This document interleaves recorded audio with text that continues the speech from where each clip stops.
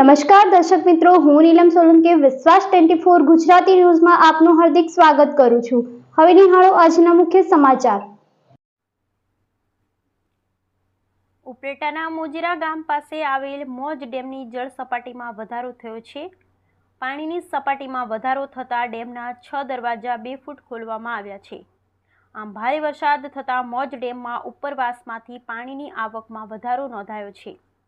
ડેમના દરવાજા ખોલવામાં આવતા ગઢાડા ગામ જવાના કોઝવે પાણીમાં ગરકાવ થતાં લોકોને જવા આવવાની મુશ્કેલી પડે છે। આ કોઝવે વહેલી તકે બને તેવી માંગ લોકોને નદી કાંઠાના વિસ્તાર જેવા કે મોજીરા, ખાખીજાળિયા, ઉપલેટા, ગઢાડા, નવાપરા, સેવંત્રા અને વાડલા સહિતના ડેમની નીચાણવાસમાં આવતા ગામના લોકોને નદીના પટમાં અવરજવર ન કરવા તથા સાવચેતીના પગલાં લેવા આથી સૂચના આપવામાં આવે છે।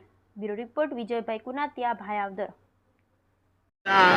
તાલુકાના ગઢાડા ગામના પૂર્વ સરપંચ નારાયણભાઈ આહિર આજે બીજે દિવસે પણ મોજ ડેમના 6 દરવાજા ખુલ્લા હોય જેને કારણે ખેડૂતોમાં ખૂબ જ આનંદની લાગણી ફેલાણી છે। તેમજ અત્યારે અમારા ગામનો કોઝવે છે તે બિલકુલ પાણીમાં ગરકાવ થઈ ગયેલ છે, જેને કારણે ગામ લોકોને ખૂબ જ મુશ્કેલીનો સામનો કરવો પડે છે। ત્યારે અમારે એવી માગણી છે કે આ કોઝવે જે જગ્યાએ જે પુલ મંજૂર થઈ ગયો છે તે પુલ વહેલી તકે કામ શરૂ થાય એવી અમારી માગણી છે।